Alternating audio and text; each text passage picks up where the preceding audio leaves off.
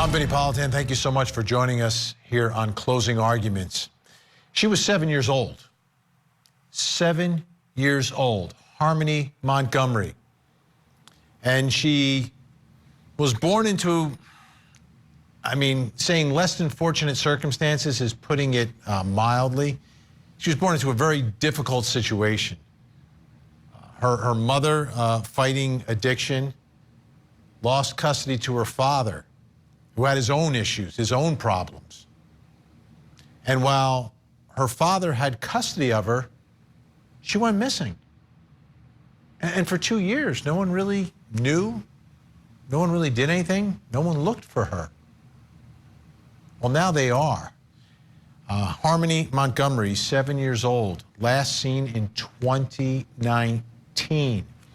Now, tonight, there are some big developments in this case and in this investigation. But first, for those of you not familiar with Harmony's story, here it is. This is little 5-year-old Harmony Montgomery clutching her doll and smiling for the camera. When you look at this picture, everything seems very normal. Harmony seems happy and cared for. But sometimes, pictures can be very deceiving because Harmony's world is anything but normal and happy.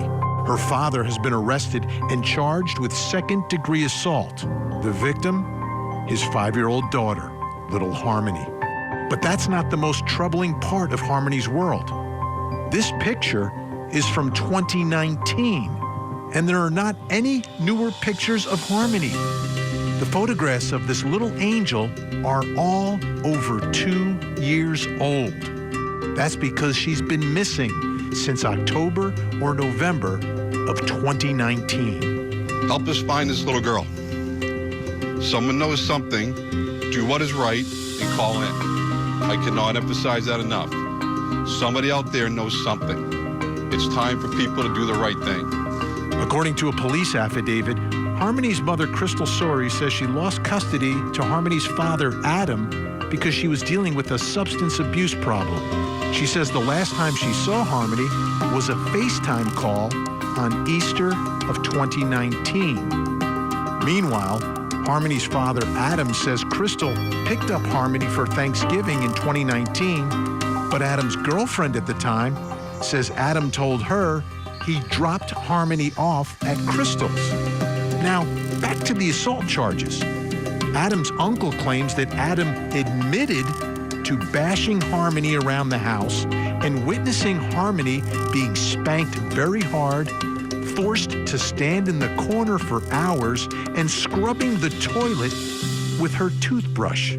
So while the court system is dealing with the charges against Adam Montgomery, the chief is still looking for this beautiful little girl in the photo.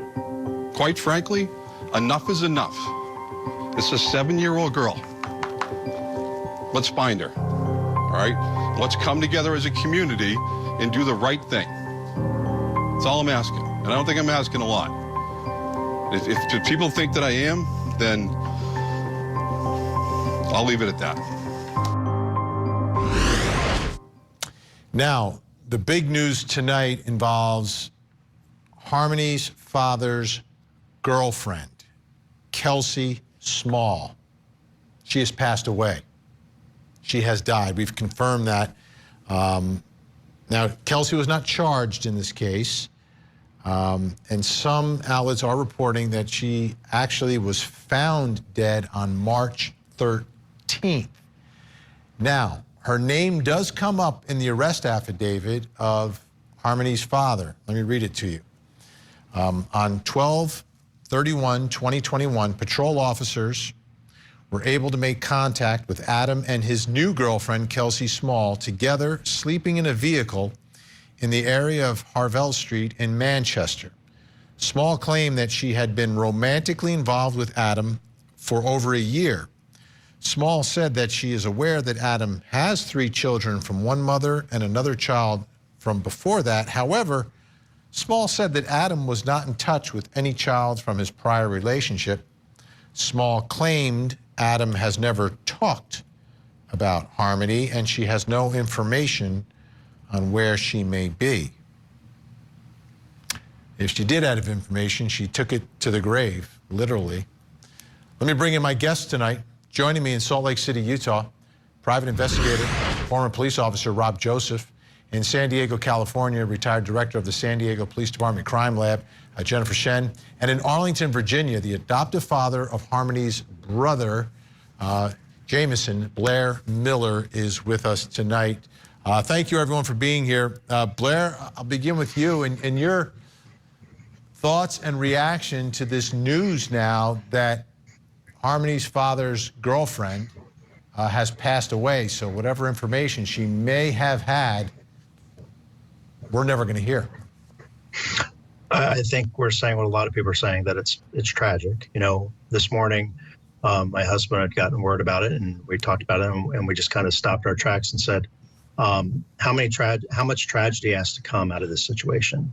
And of course, we still have so many questions. And the most important question we have is, where's Harmony? And that has been our chief concern since day one. And you know, hearing these developments, of course, it raises a lot of questions, and it'll be interesting to see what comes out of that.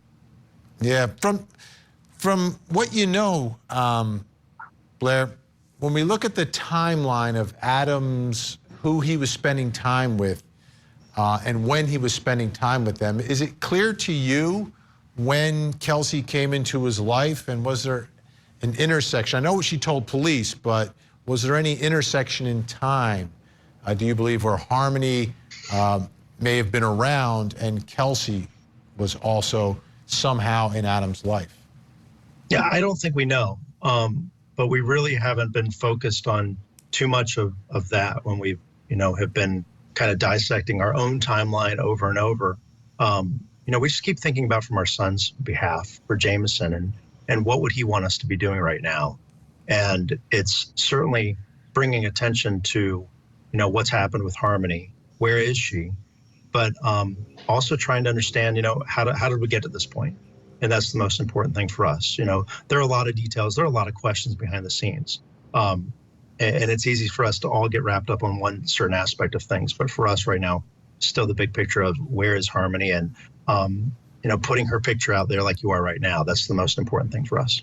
Absolutely. Rob, you know, when I think of this case and I think of, you know, the father, Adam, I think clearly has a lot of information that he could reveal. I don't think he will. I don't think he will. That's why I thought it was so important to get information from people who were close to him. And obviously Kelsey Small was very close to him. And whether she was there at the time or there afterwards, I thought there was an opportunity that maybe she would be the one who could provide some information about what happened to Harmony and where she is.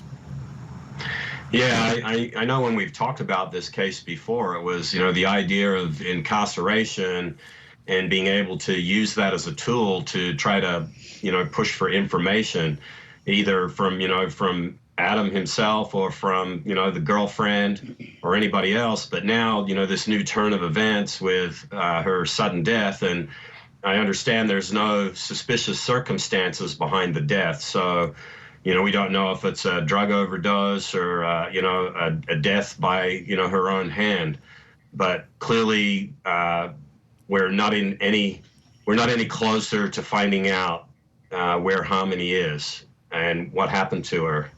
And if somebody actually was a part of taking her somewhere, you know, you would hope that these new things that are taking place, these new incidents, or, you know, the death of the girlfriend, that, you know, somebody, if in fact Harmony is with somebody else, that they would, you know, choose to come forward now. Jen, your thoughts about what impact this could have on the investigation, and the investigation is about finding Harmony. I agree. It's a tragedy on a lot of levels, and you know, At this point, the best thing that you can come up with would be to get some information from someone. And certainly the girlfriend was a really potentially good source of information. If she might have known something, any kind of clue that would give us some sort of closure on this case. So with her passing, that door is closed, and that is very, very tragic. It certainly makes it more difficult to figure out where Harmony is and to bring her home. Rob, where do you think the information comes from, right? There's always the two places, right? Some piece of physical evidence or forensic evidence in whatever form it's in, or somebody saying something because somebody knows something. What do you think would be the key here? Because this investigation didn't start until 2 years after she went missing. Yeah, and that's the tragedy of this case, is how the state just kind of fell down and dropped the ball on this one. But I would, knowing criminals and having dealings with criminals, they tend to talk, they share information, and there's a high likelihood that that Adam's girlfriend that just passed might have taken somebody into her confidence. And now she's passed, they might be more open to come forward with information, whereas before, it's like the thieves' code. They protect each other, and now she's no longer in the picture. There is a likelihood that if she disclosed anything to anyone, that there's nothing stopping that person from coming forward and letting everybody know where Harmony is or what happened to Harmony. Blair, any word on how Harmony's mom is doing? I think as good as you can expect in this situation. A lot of time has passed. Yes, most of this has been reported since January, but she's been dealing with this for a long time, and so it's difficult on a lot of fronts for a lot of people right now, and just trying to. The answer is not being able to sit back and just do nothing, because that doesn't help. We all have to be doing something, and because someone out there we do believe knows something. Jennifer, initially, when you go back in time 2 years, you go back to the scene of where Harmony was living. Adam had moved out of there, other people had moved in. What do you think about finding a piece of forensic evidence, some clue that might lead to something in this case a couple of years later? Because we know a couple of years later they went in and they were looking around. Right, and it's just tough. It's tough, particularly when you have a potential victim that lived in that home for at least part of the time. So anything you find related to her doesn't necessarily mean anything.